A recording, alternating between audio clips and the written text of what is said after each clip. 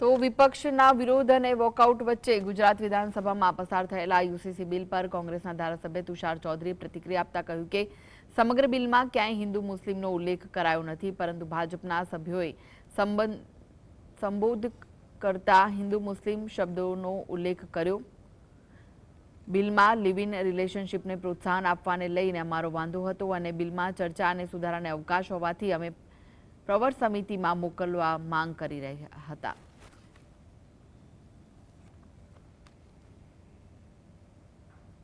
કે બિલમાં કોઈ જગ્યાએ કોઈ હિન્દુ મુસ્લિમનો કોઈ ઉલ્લેખ નથી।